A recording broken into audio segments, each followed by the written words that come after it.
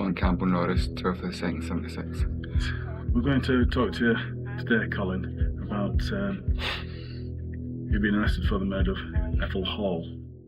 Colin Norris, a nurse in Leeds, is being questioned about the unnatural deaths of 7 patients under his direct care. What happened?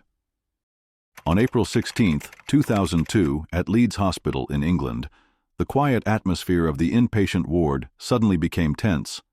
An elderly patient, in stable condition, suddenly fell into a severe hypoglycemic attack. Doctors tried to save him but could not explain the cause. Later analysis of medical records and surveillance data showed that Colin Norris, the nurse in charge, had approached the bedside just before the incident, and that the insulin had been administered at a dose far above the norm. This became the key piece of evidence that revealed that this was not a random medical incident, but the first sign of a series of elaborate, well-planned murders. At that moment, no one realized it, but it was the beginning of a nightmare right in the place that was considered the safest place for the elderly and frail. The investigation that followed lasted for months, forcing the medical team and the legal authorities to face a horrifying reality. The killer could be standing right next to the patient they trusted completely.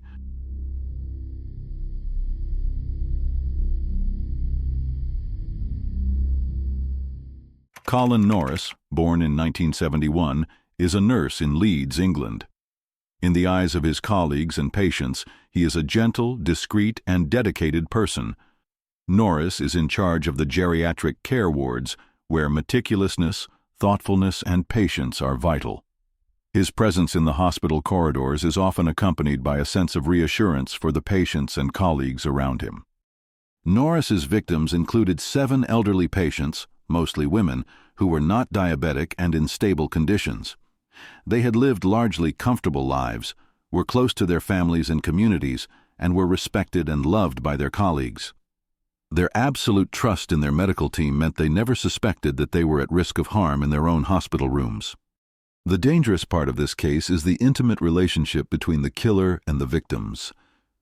Norris had direct daily contact, caring for them closely and regularly.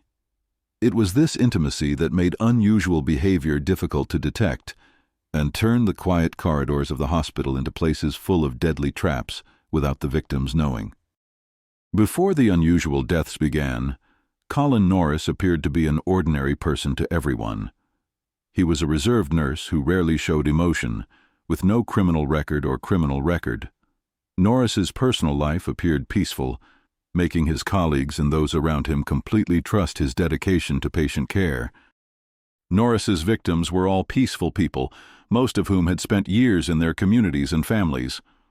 They placed their complete trust in the medical team, seeing nurses and doctors as the pillars of their health, never imagining that danger could come from the very people they trusted most.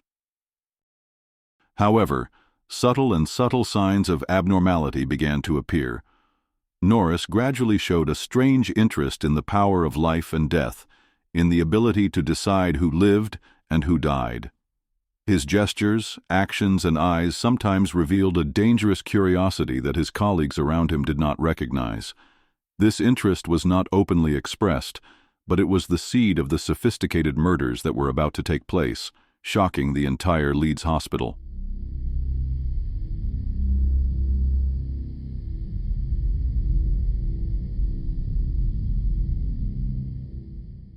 Between 2002 and 2004, a series of unusual incidents began to occur at Leeds Hospital. The victims were mainly elderly people, mostly women, who suffered severe hypoglycemic episodes at different times of the day. Blood analysis after each incident showed an unusual presence of insulin, something that would only be expected if the patient was being treated for diabetes. The hypoglycemia often occurred in the presence of Colin Norris. The victims, unaware of the danger, remained completely trusting of their caregivers. Doctors and colleagues did not detect any unusual behavior, and all the hypoglycemia episodes were initially recorded as the result of common medical complications. As time went on, Norris's behavior became more sophisticated. He would appear at his victims' bedsides at their weakest moments and then perform cures that on the surface seemed entirely reasonable. This timing provided the perfect cover, hiding the true purpose of his actions. The atmosphere in the hospital gradually became quiet and heavy. Colleagues sensed that something was wrong, but there was not enough evidence to suspect anything. A warning sign appeared. The death rate in Norris's wards was unusually high. However, the deaths were still recorded as the result of the patient's illnesses, and no one recognized a dangerous pattern of repeated behavior. Each time an incident occurred, Norris approached the patient while they were lying in the room and injected insulin into their body. The patient fell into a state of severe hypoglycemia at risk of immediate death without intervention. Norris intervened to save them in a way that made the doctors who looked at the results think this was a natural death. Such occasions consolidated Norris's power and control, while deaths continued to occur quietly. Over 2 years, a total of 7 patients died. Initially, no one knew the real cause, and families believed that their loved ones died of health reasons. This series of actions beneath the peaceful facade of the hospital established a sophisticated pattern. Deaths left no obvious traces, and the power of life and death rested entirely in the hands of a seemingly trustworthy nurse. In early 2004, doctors at Leeds Hospital began noticing abnormalities in blood samples from deceased patients. Analysis showed that some of the victims had unusually high insulin levels, which did not match medical records and could not be explained by conventional pathology. These signs caused concern among the medical staff. The hospital management immediately notified the authorities and coordinated with the police to launch a serious investigation. For the first time, the deaths of patients were no longer considered natural or pathological results, but rather criminal suspicions that needed to be clarified. Medical examinations were conducted on each victim. The analysis determined that the blood insulin levels of all the victims were above normal, enough to cause severe hypoglycemia leading to death. There were no signs of abuse or other physical interference, no wounds, no mechanical impact. All other factors were normal. Importantly, each victim had unusual medical records that directly linked them to Colin Norris's presence. Data recording the timing of their low blood sugar coincided with the time Norris was in their care. This information formed a chain of evidence that established that the deaths were not accidental, but the result of deliberate action. The autopsy not only shed light on the extent of Norris's actions, but also set off a lengthy legal investigation that would see the hospital come to terms with the cold truth.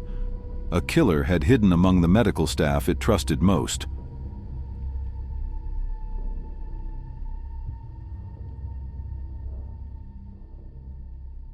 After discovering unusual signs of insulin levels in the patient's blood, Leeds police, in coordination with medical experts, began analyzing all medical records, time of death, and the nurses' schedules at the hospital, especially Colin Norris's schedule. By comparing the data, investigators discovered a clear pattern. Norris was often present just before or during unexplained deaths. This coincidence repeated itself so many times that the possibility of randomness was virtually eliminated. Police began gathering additional evidence from multiple sources: hallway surveillance footage, statements from co-workers and paramedics, and detailed medical reports. Each piece of evidence reinforced the theory that the deaths were not routine medical incidents, but were directly linked to Norris's actions. The investigation was rigorous and meticulous, with the goal of building a solid case before proceeding with prosecution. In 2005, on the basis of the evidence gathered, Leeds police arrested Colin Norris. He was taken to headquarters for formal questioning. Norris initially denied any wrongdoing. He maintained that all the deaths he had been involved in were natural, due to the patient's medical condition, and that he had no intention of causing harm.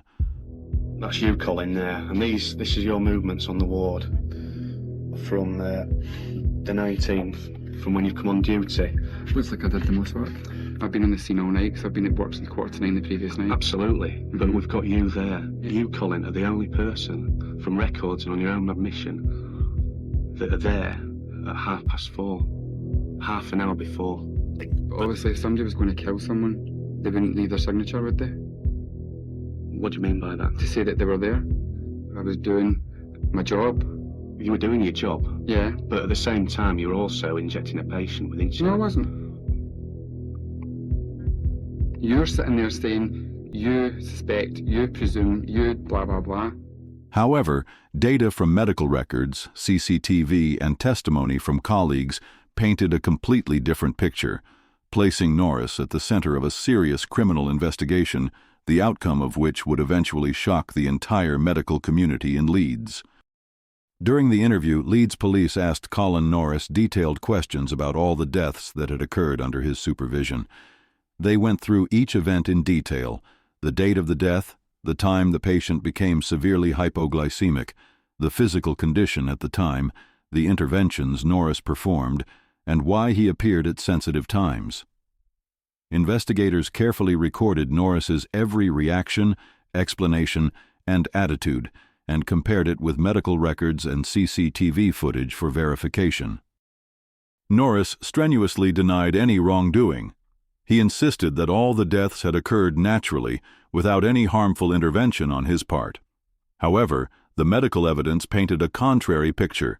Patients' insulin levels were abnormally high, well beyond safe limits, and Norris's presence consistently coincided with the deaths. In addition, testimony from colleagues confirmed that Norris often intervened when patients were at their weakest, with the alleged remedial actions serving as a cover for his true intentions. Yeah, I had a personality clash. Basically because I had one and she never, and she was my personal tutor. But I'm saying, and well, what do you expect? It would have, if you say, like, somebody came and injected me with that, I would say to somebody, wait a minute, what are you doing? Even when you're giving patients their, like, morphine for through the night or whatever, when you inject them, they do make a noise, because, I mean, have you ever been injected with anything? I understand. I mean, I know exactly what you're saying. so somebody would have noticed a noise from the patient, and or if the patient was asleep, they would have certainly woke up if somebody went and injected. All of this data combined to form a solid forensic record, showing that Norris's actions were not random, but deliberate and systematic, placing him at the center of a sophisticated murder case, right in a medical environment that was supposed to be completely trusted. The interrogation room was cold and silent, except for the sounds of notes and statements, like an invisible indictment slowly taking shape, ready to bring Norris to trial. Okay, can you remember making that comment? I mean, yeah, because it's just like, when you're doing, I suppose you just get in your job as well, you sort of obtain a black sense of humour. And it was probably said in a joking manner. If you knew me outside of this room, then you would know that I do have quite a dry sense of humour. Okay, you've got a dry sense of humour, but you predicted 5:15. Yeah, well, I'm no Mystic Meg. I didn't know something was going to happen exactly, did I? No, Colin. No. We've got prescriptions saying that I'm getting fed up. Colin, Guys. No, right. 3:15 in the morning. The answer is don't answer any more questions, simply say no reply. After the interrogation phase ended, the police and medical experts focused on compiling all the data related to the victims. The most prominent point was the abnormal insulin level in the blood sample, which was higher than the safe threshold, enough to cause severe hypoglycemia and led to death. This was an important scientific basis, clarifying that the death was not due to natural pathology, but due to external intervention. Next, investigators analyzed the relationship between the time of death and Colin Norris's presence in the ward. All 7 deaths occurred while Norris was directly caring for the patient, often when the patient was at his weakest. This consistent pattern of behavior was difficult to explain by conventional medical factors and reflected Norris's use of his medical power and position to exert control over his victims' lives. Alongside medical records, testimony from colleagues and experts was gathered, confirming that Norris often appeared to cure patients when they were in critical condition, but this behavior was a cover-up, making the deaths appear natural. His cold, controlling attitude and interest in life and death were well documented. All of these factors were compiled into a comprehensive legal case, providing a solid foundation for the prosecution of Norris for systematic murder and leading to his trial at Leeds Crown Court.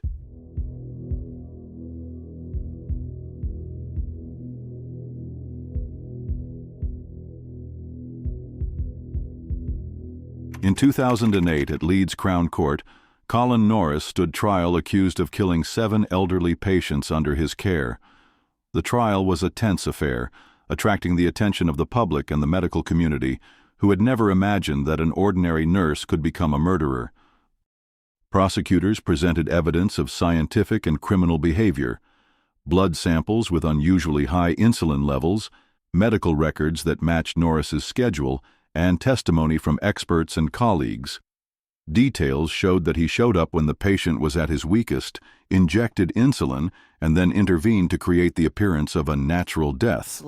All of the science agreed that there was no question but that this was insulin. The trial lasted for weeks, with intense debate between the prosecution and the defense, with each piece of evidence being compared with medical records, CCTV footage, and nursing records. The trial shed light on the sophistication of Norris's actions, where his power and medical position were used to cause death and conceal the crime, laying the foundation for a final verdict of murder.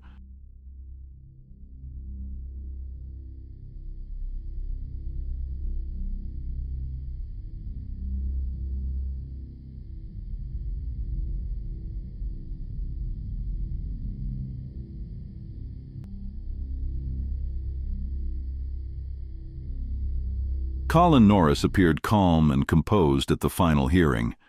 His face showed no emotion as he listened to the indictment, the medical evidence, and his colleagues' detailed testimony about each death. Norris's calmness in the courtroom sent shivers down the spine of many onlookers.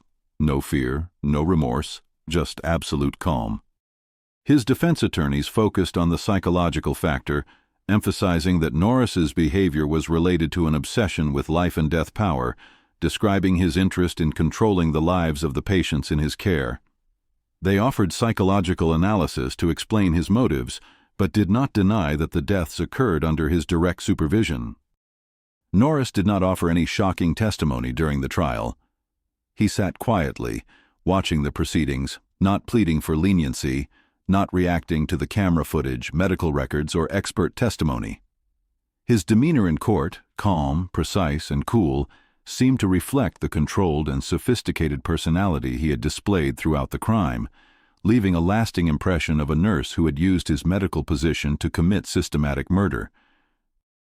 Following a thorough trial at Leeds Crown Court, the jury sentenced Colin Norris to life imprisonment, with a minimum term of 30 years before he could be considered for parole. The decision reflects the seriousness of the systematic killings carried out in a trusted medical environment where the victims were completely dependent on the care of nurses. The verdict quickly drew public attention. Across the UK, people expressed shock and disbelief that a seemingly dedicated nurse could abuse her power to cause the death of a patient. The case raised questions about hospital safety, the supervision and control of healthcare workers, and highlighted the importance of systems in place to protect vulnerable patients. At the same time, the public also felt that justice had been served. A series of mysterious deaths had finally been cleared up, and the perpetrators of these tragedies had been held accountable. The court's decision was not only a punishment for Norris, but also a serious warning to the medical profession and the whole society about the potential dangers of angels of death, those who take advantage of patients' trust to commit murder in a sophisticated and deliberate manner. The Colin Norris case is not only a story about the deaths of 7 elderly patients, but also a chilling and stark warning about the potential dangers posed by those trusted in the care environment. Patients who have come to rely entirely on nurses, believing that they will be protected and cared for, are in fact facing a subtle, invisible threat coming from the very people they have placed their absolute trust in. Trust, an essential element in healthcare, can be exploited to the point of death. The actions of the angel of death are often difficult to detect, subtle, hidden behind a facade of devotion and deftly avoiding suspicion. The tragedy is not only the deaths of the victims, but also the silence, deception, and meticulous calculation of the perpetrator's actions, which initially go unnoticed by the healthcare system and colleagues. The case is a haunting reminder that even in the safest, most trusted places, there can be deadly mysteries that you never expected. It is a wake-up call to the health sector, to regulators, and to society as a whole about the importance of monitoring, testing, and protecting the vulnerable, so that tragedies like Leeds are never repeated.